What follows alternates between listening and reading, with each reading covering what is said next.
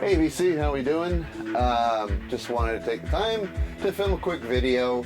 I did a little bit of digging about a week ago. It wasn't the best digs, but got some okay stuff, so let's show it to you. So let's get started here. This first album, I actually bought this a few weeks ago, and I can't remember for the life of me if I ever showed it in a video. So here we go. It's the reissue from Rush, Fly By Night. I think they just reissued Caress of Steel. Anyway, this was the first of the reissues for this year, 2015. Came out towards the end of January, and I believe. And it was on 200 gram vinyl, or is on 200 gram vinyl, I should say, and it sounds great. I normally wasn't going to go for, I'm not going to go for every album of the Rush reissues, just the albums that meant a lot to me. And I really like Fly By Night. It's a really great album. First one with Neil Peart as drummer. Here's the insert that comes with the album. Very cool. And they have the old Mercury label. 200 gram vinyl. This sounds sweet. It sounds really good.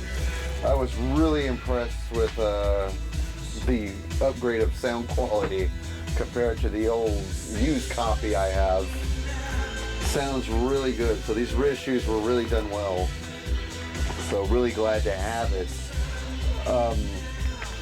I know soon they're going to release a reissue 2112, and 2112 is done with hologram etched vinyl, so that should be, and they showed it on that metal show, and I posted it on my Facebook to VC, and it looks cool. So, but Fly By Night sounds spectacular. Really good reissue, killer band. I got my ticket to see them in San Jose this summer. Cannot wait to see the R40 tour.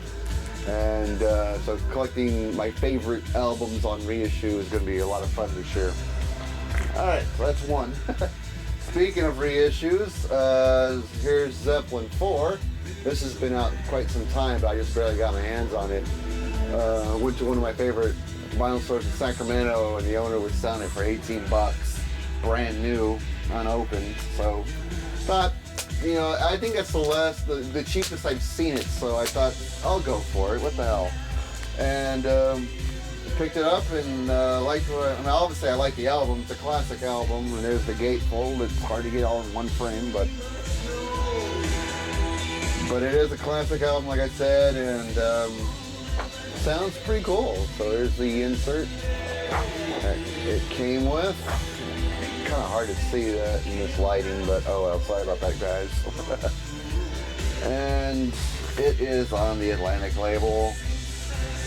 This is 180 gram, 180 gram Atlantic label. Very, very nice. Sounds great too, just like the other remasters I have. I don't have all of them, I just have Zeppelin II, Houses of the Holy, and now this one. Physical Graffiti just came out recently. I have a good used copy of that, I'm just going to stick with that.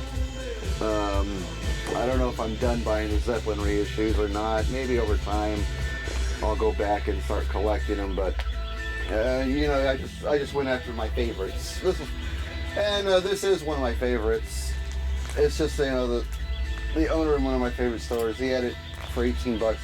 That was the cheapest I've seen it in this area, in the stores around here. So that was enough for me to pull the trigger. I knew I liked the music on it already. So there we are, Zeppelin IV reissue. This is not a reissue. This is just a really cool find on a used record. George Harrison, Cloud 9. Love this album. Always liked the singles that came off this that I heard was When We Was Fab and Got My Mind Set on You. Always liked those songs. Always heard people praise this album who are big Beatle fans and fans of Harrison's solo work. So I thought I'd go ahead and go for it. There's your original insert. And a really nice picture of George Harrison there.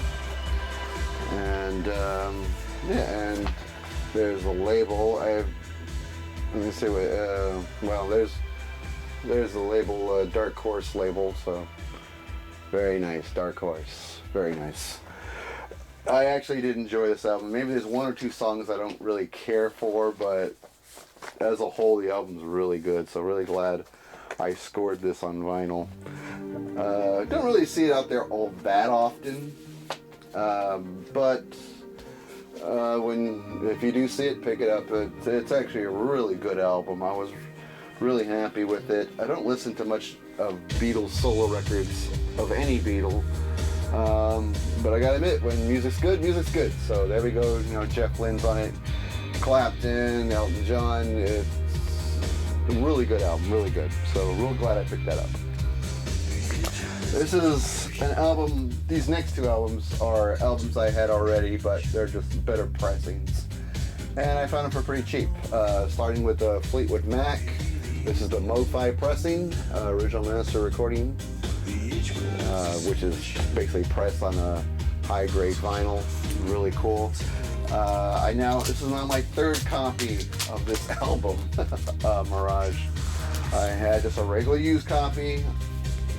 I found Quiex version of it, and now the Mofi pressing. So I really don't need that many pressings of Fleetwood Mac's Mirage. Don't get me wrong, it is a great album. Some wonderful songs on it. The big songs, of course, is Gypsy and Hold Me. Those were the big singles, but the whole album is really good. Really love Spin It. Here is the insert for the Mofi pressing of this album. And let me just get the record out. It just has this really cool white label. Warner Brothers. So very, very nice. Sorry, the light kind of sucks today in this video, but oh well. Big sound improvement. Obviously, it's a Mofi pressing, so you're expecting that. And this sounds really nice. The overall mix is a lot thicker, beefier, and warmer than any of the other pressings I have. Really, really good sounding album. Really glad I picked this up. It was worth it. This was like I really don't remember what I paid for it. It was somewhere between $10 and $15 I paid for this, and it was worth every penny because I really love the improved sound quality of this album. Just absolutely spectacular. And it's a used copy, of course, but man, sounds great. And it's always good to collect Fleetwood Mac in these better pressings, especially Mofi. It just sounds amazing. So real glad I picked that one up.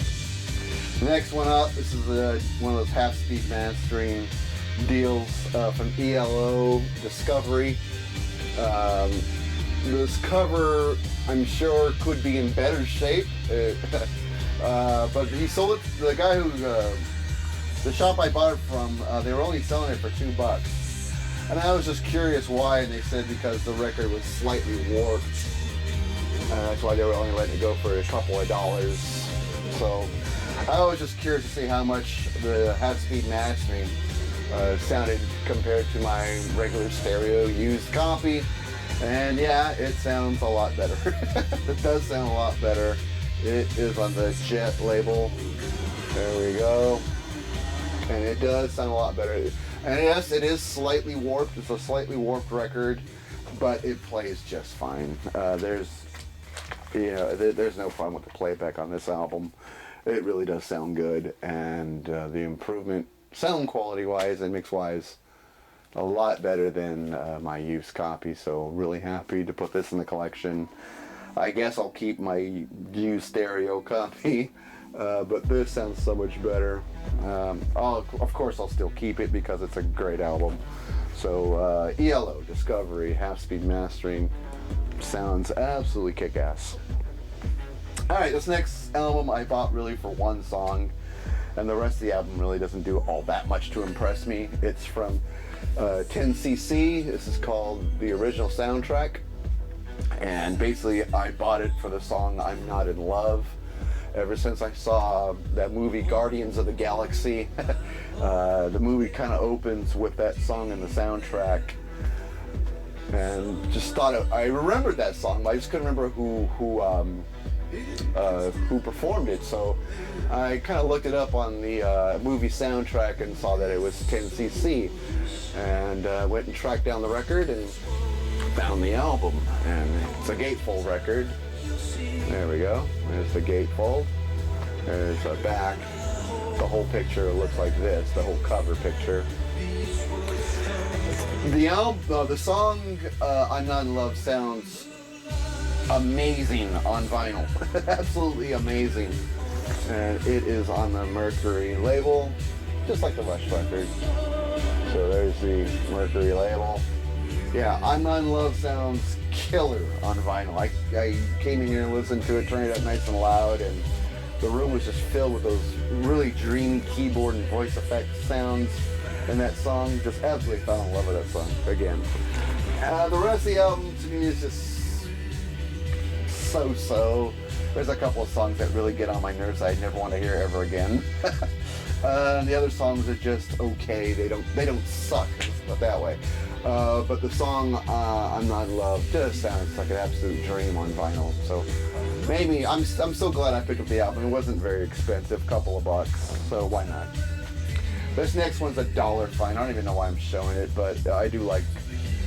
It was a good find for $1. Let's put it that way. From Jefferson Starship, Freedom at Point Zero. I bought it for the song "Jane." I really like that song "Jane." It's a song that gets played on classic rock radio all the time, but still like it. And there's the gatefold. So pick this up for $1. And it's actually in quite good condition for $1. For $1, you can't go wrong. It's in good condition. There's the original insert. Decent picture of the band from, I think this came out in 1980, I think. I'm not really sure.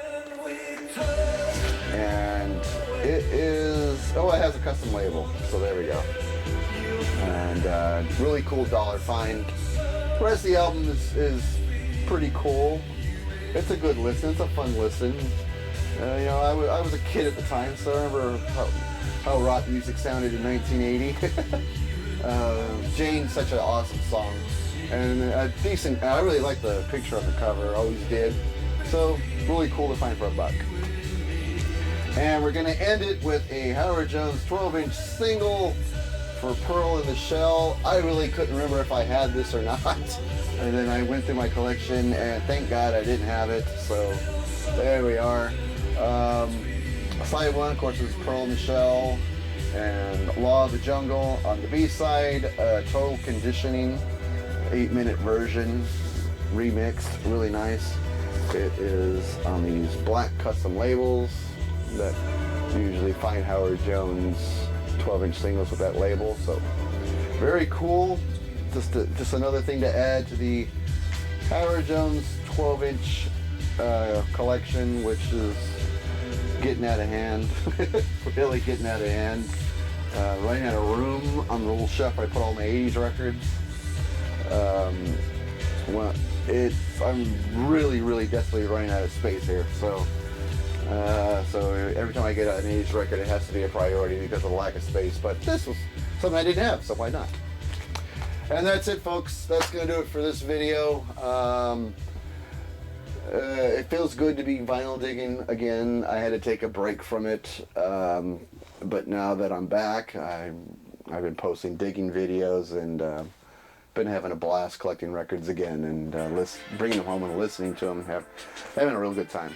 Anyway, that's going to do it for me, and I'll see y'all at the next video.